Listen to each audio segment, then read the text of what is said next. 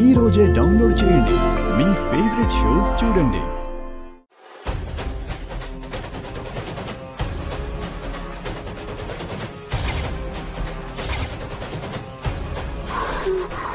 అమ్మే అమ్మే లేకమ్మే అమ్మే అమ్మా అనన్య ఏమైంది? అక్క అక్క అనన్య అనన్య అమ్మా అనన్య అనన్య అనన్య కడుపుతో ఉంది. తల్లి బిడ్డ క్షేమమో కాదో కాస్త జాగ్రత్తగా చూసి చెప్పండి.